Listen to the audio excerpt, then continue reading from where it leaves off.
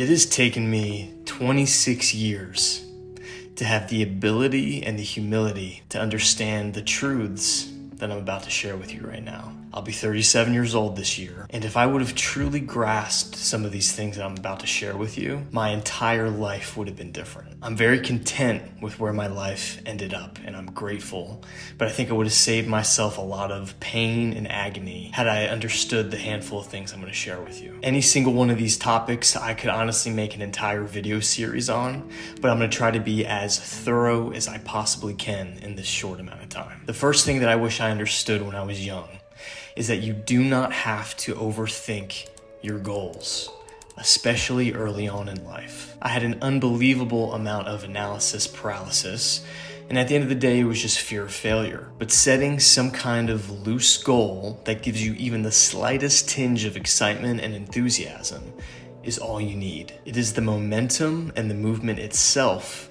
that eventually leads to the unfolding of what your heart truly desires. When I finally did let go of this over-analysis and I just started having fun with life, the things that I started dabbling in seemed kind of minuscule or silly. I got really into yo-yoing, and I was actually really good, and it led me to start competing when I was like 16 years old. Eventually I got made fun of for it, so I quit because I wanted to date girls eventually, and other people's opinions honestly is what made me step away from it. And then the next interest wasn't exactly any cooler than that. I got very into drawing, mostly Dragon Ball Z characters, if I'm being honest with you. And as childlike as these things might seem, they are what taught me how to cultivate creativity. So even as an adult man, that enthusiasm of creating something, that energy is the same thing. So whether you're 16 years old or 25 years old or older, you have to learn to cultivate that enthusiasm for creative projects. Even if the project technically fails at some point, what you're going to learn and the momentum that you're going to create is going to lead to the things that you ultimately desire. So just keep the momentum. It's the open-hearted curiosity that eventually leads to an expansive life. That has served me almost better than anything. The next thing is what you want isn't typically actually what you want. You want the feelings that you think achieving that thing will give you. Usually it's some combination of love, gratitude, fulfillment. Usually we have it backwards. Now, this isn't a black and white statement because evolution of an individual is rarely linear. It's usually filled with all kinds of ups and downs and deviations. But if you're in a place right now where you're constantly hustling, and you feel utterly exhausted from the grind, and you feel empty inside as a result, then it might be a wise decision to slow down for a bit, take a few steps back, and start putting more focus on inner work. This was honestly one of the best things that I ever did for myself, because once I got that in order, then the external things started to flow to me way more effortlessly. Because most people, whether they admit it or not, deep down feel like a lost little kid inside. No matter how you paint or present your outer exterior or the stories that you tell yourself, it's usually coming from the energy of not feeling like you're enough. Next thing I wish I would have learned sooner is that having a high sex drive and being a slave to lust are not the same thing. Lust is the perpetual cycle of fantasy. It's when you see a beautiful woman and instead of just acknowledging, oh, that's a beautiful woman, she's hot, the mind starts to perpetually go down this cycle of what it'd be like to undress her, what it'd be like to do things to her. Then you go home, you pull up a website, and then it turns into this addiction of sexuality. I also wish that I didn't bring so much guilt and shame to this area of my life when I was younger. But growing up in a very religious home, it was something that was almost inevitable. Even things like nofap are mostly bullshit because it also perpetuates the energy of always trying really hard to not relapse. Some of the best advice I ever heard was stop counting days from relapse because you're giving more energy to it. Eventually you get to a point where you just stop playing the game of nofap. You see it for what it is, you bring conscious awareness to it, and eventually by bringing that conscious awareness to it without judgment, you'll just eventually get spiritually exhausted in a sense, and there will come a point where you just drop it. Now, there are tons of YouTube channels that talk about this exclusively. One of the best ones I've ever seen is Seb Jones. If you're looking for support in this area, I would recommend checking out his channel. All I'll say is that it is very possible to be completely free of pornography, to be completely free of lust while still having a high sex drive and honoring that aspect of yourself. And there is tons of freedom on the other side of that in integrating your sexuality, because then you free up more energy, more brain space, more consciousness to do more purposeful things in your life. So if you're addicted to pornography and lust, do not give up. It is very possible to be free, and I highly recommend taking it seriously until you are on the other side of it. And that brings me to the next one. And this one might seem kind of out of left field and random, especially coming from a man. But you are only as strong as the degree of which you are able to fearlessly love. And this goes both for yourself and others. I want you to think of someone like Andrew Tate, for instance. I don't know him personally, but all I know is the character that he portrays to the outside world. And that character, to me,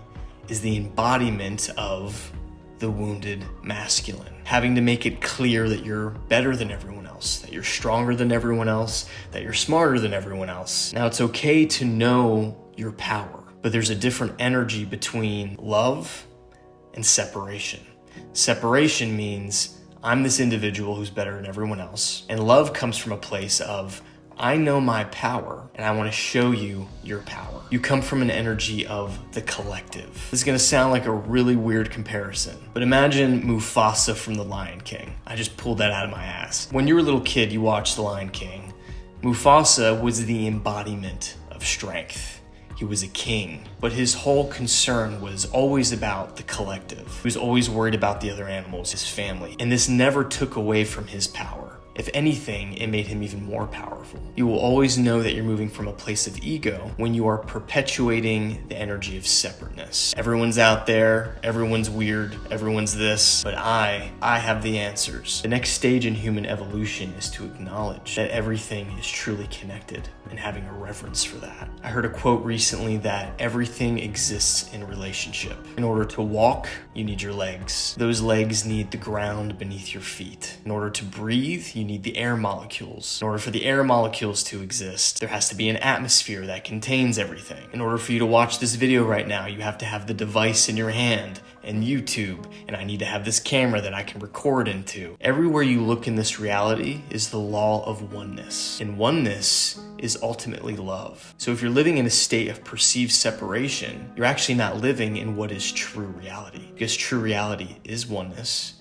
and it is love. So much so that things like plant medicine, mushrooms, ayahuasca, usually what do people say after those journeys? Oh my God, I realize everything is one, everything's connected, I am love, you are love. To the ego, they sound like a fucking crazy person. But this is the truth of reality. And when you understand this, you start to live your life in a very different energy. The next thing I'll say, as a man, do not ever pine for women who are not into you. Women will oftentimes say and think that they want a man who constantly supplicates and placates to their every need. But at the end of the day, whether a woman knows this or not, she wants to be with a man that she respects. She wants to be honored to be in a relationship with a certain man. So the idea that we're fed that we need to pine over women and hopefully wear her down to where she eventually likes you is a recipe for a disaster. Even if you end up in a relationship, it's not going to be a good relationship because the polarities of masculine and feminine are going to be way out of whack. Women ultimately want to be with a man who knows who he is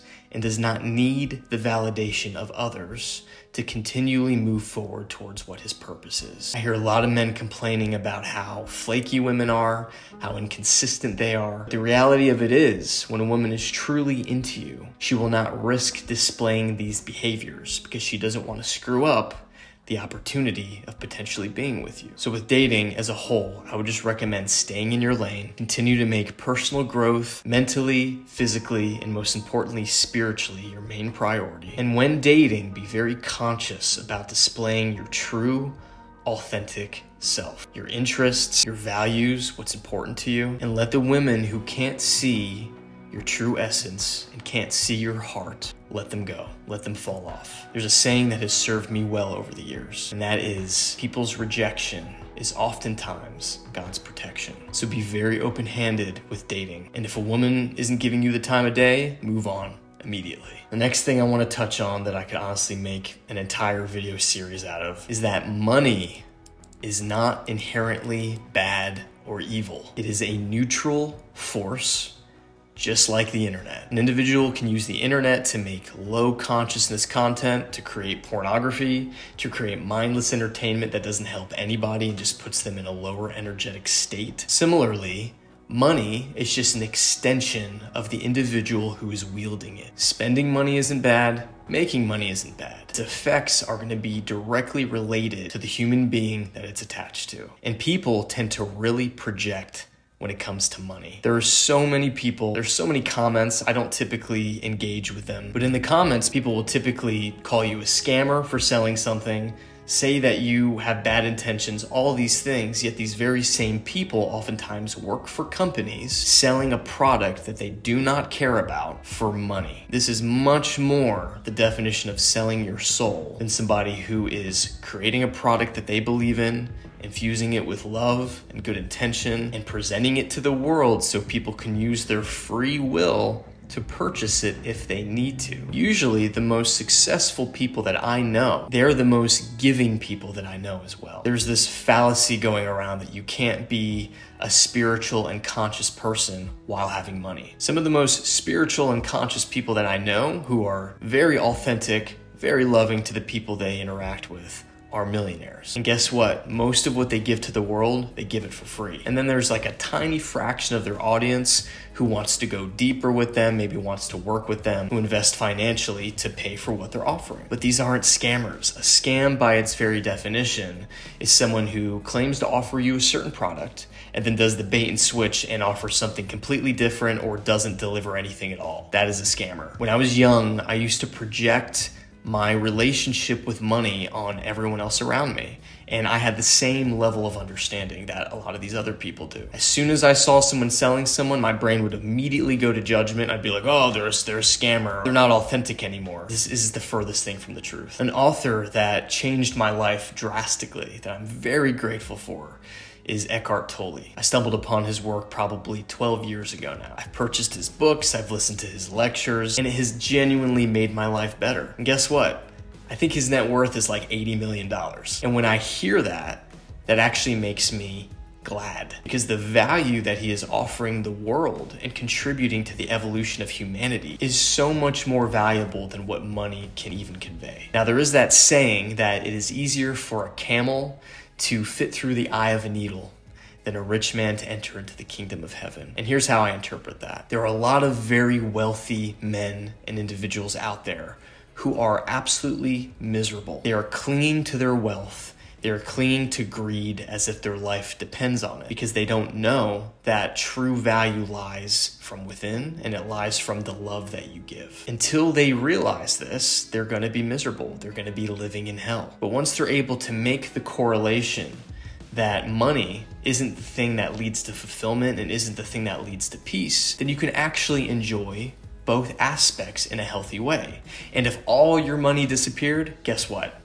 You would still be okay. You would still have peace, you would still have contentment, and you would still have love. But if you start out having everything the world offers, oftentimes you're just in this state of confusion. Like, what the fuck's happening? I have everything, why am I miserable? And it can very easily become a perpetual cycle. So I do actually agree with that saying. The best ideal situation is to first find intrinsic worth, intrinsic peace, and self-love. And then, if wealth comes, you'll be able to truly enjoy it without being attached to it. And that brings me to the last one. And that is that love is everything. It's fucking everything. And I'm intentionally using an expletive there because I want to put as much emphasis on this as possible. This earth is both simultaneously heaven and hell.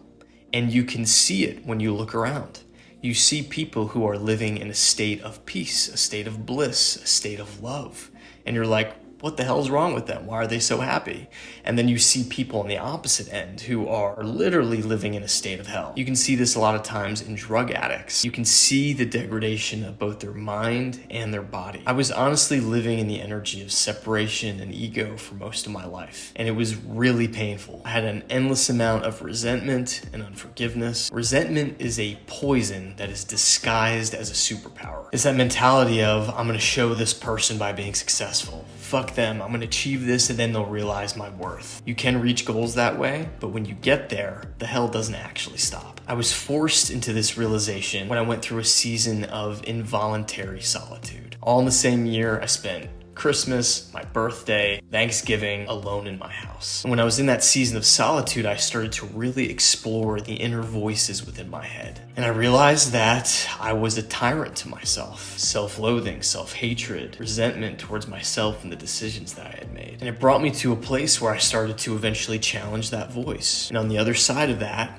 emerged genuine self-love. Not from a narcissistic place, but when I look at myself in the mirror, I have a genuine sense of love and admiration and gratitude for the man that I've become. And that's very possible for you too. Just keep an open heart, keep seeking. And when you get to that place, then it becomes possible to see the intrinsic worth of every individual around you. Even the most annoying and rambunctious people, you'll be able to look past the noise and see their heart. That doesn't mean that you'll be best friends with them. I get countless negative comments on my channel all the time. I usually don't reply to them because I can see the energy of victimhood. And when you're in victimhood, there's an unconscious part of you that actually enjoys it. So no matter what anyone says, it doesn't make a difference. So when you see those people, you're able to recognize it and just wish them the best. You're able to send them love from a distance and genuinely hope that they get on the other side of their victimhood and their resentment as soon as possible. But you don't feel the need to save them because everyone's path is their own and we're all ultimately headed in the same direction. And if that's where you are right now, it's okay.